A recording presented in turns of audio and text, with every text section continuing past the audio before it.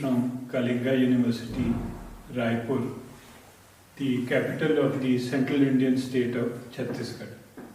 My name is Professor Sandeep Gandhi and I work as the Registrar of Kalinga University. And it is a moment of great pride and privilege for me to get an opportunity to interact with the honorable dignitaries and the participants of India Construction Week 2020.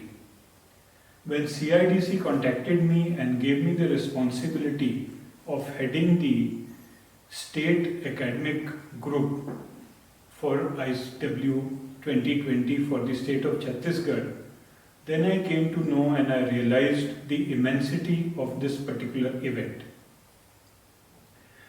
In this post-COVID scenario, the whole economy is down, whether it is the Indian economy or the global economy. All the industries have been affected, including the construction industry, and education industry is also going through a very tough time. So when at this stage, the Construction India Development Council, in association with the Indian Society for Trenchless Technology, decided to bring together intellectuals and people involved in the construction industry from across the globe on a digital platform, it was really exciting and challenging to become a part of this particular August gathering. We have asked our students also to join from their remote locations, and more than 200 students have already registered and they are participating as visitors in the India Construction Week. And I am very happy to note that we are having participation from more than 20 foreign countries also. Now today I have been given an opportunity to share some views with you. So I am going to share a presentation on the green building concepts. I am going to share with all of you the benefits of a green building, especially in the case of educational institutions. Since educational institutions are normally constructed for a large volume of students, there is huge infrastructure in terms of classrooms, auditoriums, gymnasiums, sports complexes, and hostel facilities for the boarders. Before I bring the concept of green building, I would like to share with you what is a green building. And then I'll discuss about the feasible green technologies, the benefits of a green building, and most importantly, the conservation and management of water resources. Water is a very precious resource and it is becoming scarce day by day, especially in the urban environments. If we go by the dictionary definition of a green building is a sustainable building where the practice of creating healthier and more resource efficient models of construction, renovation, operation, maintenance, and even demolition are carried out in an environmentally responsible manner. The goals of every building which aspires to come under the classification of a green building can be classified into three clusters. Number one, to overcome the energy crisis. Number two, to minimize environmental pollution. And number three, to increase the utilization of the energy efficiency of the campus. A green building can basically be identified in the following 6 areas. First and foremost, it reduces the negative impact of the environment and the occupants of the building lead a healthier and less stressful life. Secondly, the use of water is efficient. The wastage of water is eliminated and the surplus water is recycled. The wastewater which is generated from the hostels, from the bathrooms, the toilets, the kitchen, and the main educational campuses that can be effectively reused using the sewage treatment plants, using canal technology, by recharging the water table, or by using this wastewater for irrigation purposes for the campuses. Another important significant area is to increase the energy efficiency of the environment.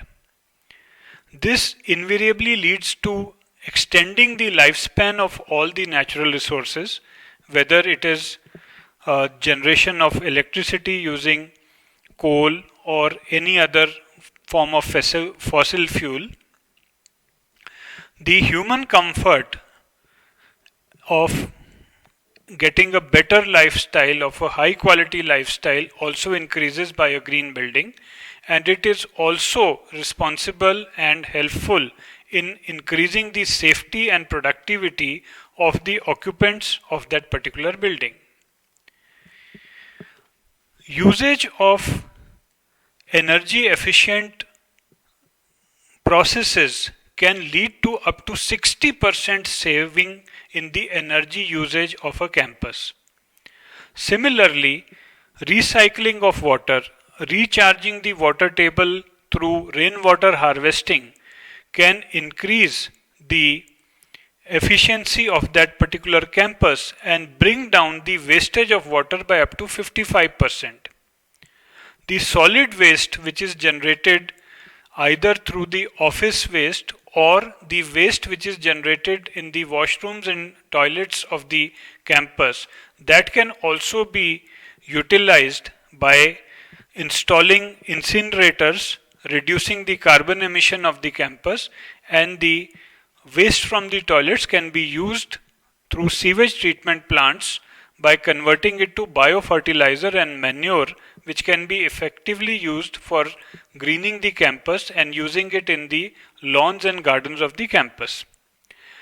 One of the important strategic development goals of the United Nations is to bring down the carbon emissions, and a green building is helpful in bringing this down by almost 35%. Apart from the benefits which accrue directly to that particular campus, there are long-term environmental benefits of a green building. First of all, it helps in reducing the impact of global warming by saving the energy, by utilizing less energy, by reducing the carbon footprint. The global warming problem can be eliminated to a large extent. By using natural sources for cooling the building, it can help in minimizing the ozone layer depletion and reducing the harmful effects of the greenhouse effect. Proper disposal of wastage, including e-waste, reduces toxic emissions and helps save the environment. The air pollution, water pollution can all be reduced by the green building concept. Overall, the urban heat can be reduced if more and more buildings in that particular urban cluster start following the green building principles. And ultimately, green buildings enhance the awareness on the environment and sustainable energy resources. Solar power is one area in which the Government of India is also offering subsidies and doing hand-holding till the execution of the projects. Educational institutions have got big rooftops which can easily be used for installing the photovoltaic cells which can generate solar power, and most parts of India, leaving the extreme north and the northeast parts, get abundant supply of sunlight for almost 9 to 10 months of every year, which can give excellent returns by converting the solar energy into electrical energy. And this electrical energy can be utilized for meeting the light requirements, for meeting the refrigeration environments, the cooling requirements, as well as the pumping water requirements of that campus, and every campus can become self-sustaining as far as energy generation is concerned. And the best part is that use of solar power does not produce any kind of pollution or any kind of waste, which again helps in saving the environment. Apart from energy, another important factor for a green building is to utilize the wastewater in an efficient manner. And this benefit is of immense value even for the health of the people who work or stay in that building complex, but the overall society also, because recharging the water table helps in increasing the fertility and integrity of the soil.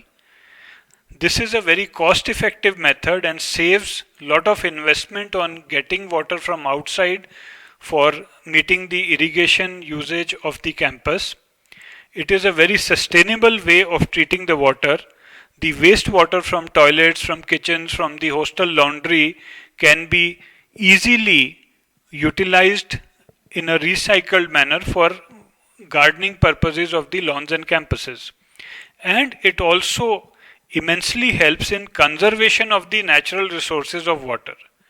We all know that fresh water is available in very limited supply, and various ponds, streams and rivulets are drying up, and the water table is going down at a very alarming pace. There are places in India where the water table has gone down up to 400 feet, 500 feet, and then bringing up that water for usage again requires lot of expense of energy and effort on part of the getting the water. So if campuses start using wastewater in an efficient manner through the use of sewage treatment plants, through the use of canal technology, or through recharging the water table using the rainwater harvesting methods, that will also help the environment in a big way in the long run.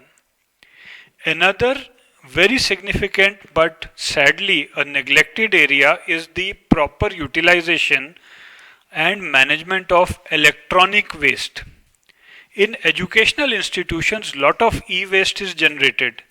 Every institution discards the computers, monitors, the keyboards, mouse, and even electrical fittings.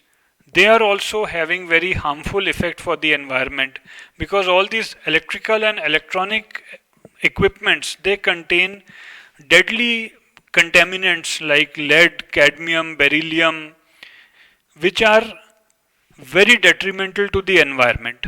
So every educational campus should have a responsible e-waste management policy in process, in which the e-waste is collected in a responsible manner.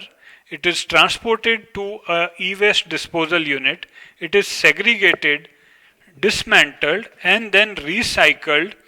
Whatever parts can be recycled are recycled responsibly, and parts which cannot be recycled are then destroyed in a very responsible manner. One of the easiest way to reduce the energy requirement of a campus is to use natural sunlight in the classrooms. The biggest cost that educational campuses are facing as far as energy expenses are concerned is illuminating the classrooms. If at the time of construction only the classrooms are planned in such a manner that the students get natural sunlight from all the corners of the room, that helps in saving the energy requirement. And natural light is also known to have immense health benefits. It is known to increase the concentration of the students, and there are studies which have documented that getting good bright natural sunlight boosts the morale, the mood and wellness, as well as academic performance of the students of the institution. Another significant method of reducing the consumption of light the energy is by switching to movement sensor lights, especially in the corridors and open areas of the campus. We find that there are large areas in the campus, corridors in which there are countless bulbs and LED lights or tube lights installed, but they are on without any particular usage. If we switch to movement sensor lights, which switch on only when there is a movement in that particular corridor, this simple step brings down the energy consumption by almost 30 to 40%. In Kalinga University, we have experimented and we have actually saved more than 30% of our energy bill just by switching to movement sensor lights in all the corridors. And the operation cost is also very low. These lights are very easy to install and they don't require any kind of maintenance. So I urge all educational institutions to go in for this kind of an arrangement.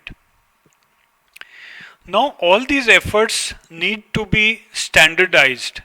For this, there is an association and a council known as Indian Green Building Council, which is an initiative of CII, the Confederation of Indian Industry, and they do energy audit of the campuses and then they issue a formal certificate mentioning the level of the best practices which are being followed in that particular campus. So I urge all educational institutions to go in for energy audit and go in for taking certification from the Indian Building Council. Now before I end, I would like to share with you the top 3 green buildings in the country. At the first position is the Suzlon One Earth complex in Pune. Next is the Confederation of Indian Industry Sorabji Godrej Green Business Center at Hyderabad.